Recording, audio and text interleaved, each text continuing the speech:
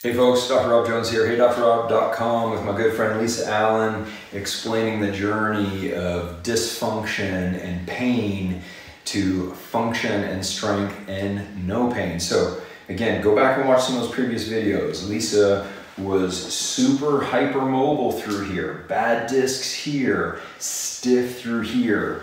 We had to deprogram her improper mechanism for core contraction, brace her more vigorously, get her looser through here so she can move better through the mobile joints and stabilize what should be stable. She was reversed. Unstable, stiff, and immobile. So we reversed that. Now let's go down to the hips, because she told me when she first approached me about fixing her is, I want to squat again, right? I want to deadlift again. I want to be not afraid to pick things up off the floor. Well, what do we have to do to be able to pick things up from the floor and squat and deadlift? We have to have good core control. We have to deprogram that bad core contraction pattern. We have to be able to keep the chest up, because if the chest drops down, the lower back's going to follow. Now you're exposed. But one of the most important things for picking things up off the floor are the hips, okay? Ball and socket joints of the hips need to be very mobile. So again, come back to the handy spine here. We have to keep lordosis, okay? We have to intra-abdominal brace all the way around. We have to have mobility in the thoracic spine to get up nice and tall while we're doing a squat or a deadlift. And most importantly, we have to have mobility through the ball and socket joint. We have to be able to access the glutes to help center or centrate that hip joint so it can function ideally to squat, bend, lunge, etc. without any of the lumbar spine moving. So this is how we did that. Number one, we have to learn hip hinge mechanics, okay? You guys have heard me talk about this before. If you've never learned this before, it's very easy. I say to everybody, when in doubt, stick your butt out. Intra-abdominal pressure. Now here's a caveat. You don't need to walk around like the Hulk in your brace, like somebody's gonna punch you in the stomach, okay? Intra-abdominal pressure is gonna be appropriate, or how much intra-abdominal pressure is appropriate for the task at hand. If I'm gonna attempt to pick up Lisa, then I'm gonna probably have to brace pretty maximally, okay? If you're gonna pick up your 9-month-old baby, then even if you're unstable and you don't have a good back, you're probably not gonna brace maximally, but you'd maybe brace 30, 40, 50%. So you need to learn that. The heavier the task, the more you brace. The lighter the task, the less you brace. But even walking around, you should have 10, 15% of contraction on, especially if you're an unstable patient like Lisa and me, actually. I'm always braced. Okay, so hip hinge. So let's have you face that way. Let's go through some hip hinge mechanics. Okay, everything starts with intra-abdominal pressure. Let's pretend we're a shortstop. Okay, we're gonna wait for a play, or if we're a second baseman, or if we're a hockey player, okay? You'll see, I love, of course, having my background in hockey, I love how hockey players wait for a face-off like this with their sticks on their knees, and they're in a perfect hip hinge position, okay? So I'm not saying you need to carry a stick around, but let's learn how to do that. Let's get into some abdominal bracing, and let's slide the hands down towards the knees. And you can see perfect hinge mechanics. Nothing moved through her lumbar spine. Let's come back up. Okay, let's do that again. So as she bends, she's moving through the ball and socket joint. It's spinning into flexion. This hasn't moved. She's feeling a stretch back here, not here. Okay, go ahead and come back up. Your back will not go out in this position. We're designed, go ahead and do that again. With intra-abdominal pressure, with good hinge mechanics, we're designed to handle hundreds of pounds of load in this position, okay? When we go into a flexed position, go ahead and come back up. I'm not gonna make Lisa do it because she's unstable. If we go into a flexed position, we're not designed to handle load in that position. That's when things start to buckle, that's when discs bulge, that's when joints get strained. Okay, so once we've mastered the hip hinge, again, when in doubt, stick your butt out. For more bending, you're gonna have to bring your chest this way and your butt that way. So it's like a teeter-totter, okay? One kid's going this way, the butt is going back that way, and we have perfect hinge mechanics. Now, from that position, go ahead and come up, we've got to learn how to add in rotation to the hip now. So let's turn you that way. So, what we try to teach with this is let's get into that hip hinge. We have some intra-abdominal pressure. Now, a lot of people will throw their backs out when they flex the wrong way. I'm going to do this one time because I don't like to be in this position. They flex and they rotate and they add load, okay? Boom, you're exposed there. Your back is not going to go out if you master this movement. Let's hip hinge back, okay? Now, let's get a little intra-abdominal pressure. Now let's think a little bit of a weight shift to the right side. Now let's turn the belly button towards the right hip.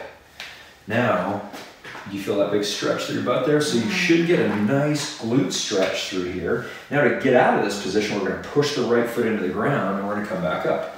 And that was total rotation through the right hip, not the lumbar spine. Now let's go to the other side, okay? So let's hinge back, feel for a stretch in the butt and hamstrings, little intra-abdominal pressure. Now let's go left side shift, and then belly button towards that side. Now we can even shift Lisa back a little bit. She's going to get a big stretch here. Now push away from that left foot. Now let's come back up.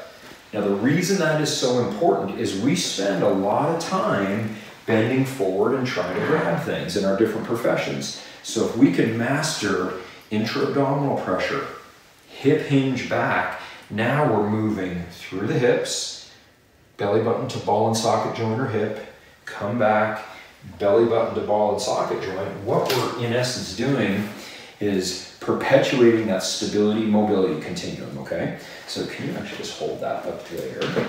So let's say this is what my spine is actually going to look like when I'm in that bent position. So right now, I'm right here. I have some flexion in my hip. My spine is in good lordosis, and I've got some intra-abdominal brace holding this up. Now, if I'm going to rotate towards my side, I don't want to rotate the spine. It's going to break down. What I want to do is I want to rotate through the hip, okay?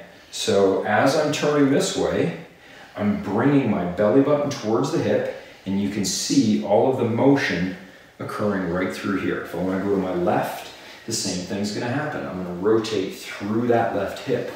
If you can master those motions, and it's really not that hard to master, okay? Basically, you are going to be able to turn safely side to side and perform all these functions without throwing your back out. It's really that simple. If you look at golfers, if you look at hockey players or baseball players, okay? My friend John Novosel at Tour Temple is going to love this analogy. He's the one who's taught me how to swing properly, but if you look at a golfer in their takeaway, they have this massive amount of hip rotation, and then as they come through and they finish, they have a massive amount of hip rotation here. John, in fact, does this exercise with his clients to get people to have more speed in their golf swing. He has them pull bands, and he teaches them how to hinge through their hips, just like this. So this isn't just an everyday application, this is a sporting application. If you've got a baseball player in the family and you want to teach them how to be more powerful, it's all about tension here and then swinging through the hip, okay? There's where your power comes from. The spine is not designed to generate power. It's designed to stay stable and transfer power through those extremities. So that's what we have to learn standing. So let's go through that again. So let's have you turn this way. This way? way? Yeah. Mm-hmm. Let's go maybe a little bit more here. Okay. Right. So let's go through basic hip hinge. So let's go through our checklist. Intra-abdominal pressure. Push your hips back. When in doubt, stick the butt out. If we feel stretch here and here, we're bending properly. If we feel stretch here, we're bending improperly. Now we're going to rotate to the left, and now we're going to rotate to the right. We're going to push the belly button towards that side. You're going to feel this big stretch through here. Now push your foot into the ground. Let's rotate back this way. Now let's do it towards the camera. Okay, so intra-abdominal pressure, hip hinge back. We're going to rotate through the left foot, through the hip. We're going to push away, rotate through the right side. think about your applications in everyday life. You go to pick up your kid, oh, he or she is running away. That's okay, I'm just gonna spin around, scoop them up just like that. Okay, now, if you have a pretty stiff hip, okay, like I used to and Lisa used to, we're gonna do something called a kneeling hip airplane that's gonna help you get that rotation mechanism back, okay? So let's go ahead and go into your hip airplane position. So we're gonna do her right side first. So what we're gonna do is we're gonna go through that same checklist. Intra-abdominal pressure. Now what we're gonna do is we're gonna try and take that belly button towards her right side. A little bit of turn through the thoracic spine is okay. Now what she's gonna do is she's gonna push her right knee into the ground. She's gonna lift up her left knee, and you can even lift up that left hand if you're strong enough. Take your belly button away. Now we're getting a contraction. Now we're gonna turn into it, and we're gonna get a relaxation, and that contraction to relaxation is gonna trick the nervous system into stretching a little bit more. Then we're gonna open up again. Now we're gonna come back in. We're gonna try and keep this and this as one unit. And we're gonna do a couple of sets per side, about 10 to 12 reps, okay? So go ahead and switch sides. So the main thing to remember on this, the movement is occurring through the ball and socket joint of the hip, not through the spine. So we're gonna go belly button towards the hip, okay? And then we're gonna open up. We're gonna take the belly button away. So that's the contraction phase. Now we're gonna go back in this direction. Some people will feel more of a stretch going here. Some people will feel more of a stretch going through there. But if you can get good mobility on this motion and each successive rep, you go a little further, a little further, a little further, you're gonna end up with really good hip mobility, and then dropping into those deep hip hinge positions are not gonna be problematic at all.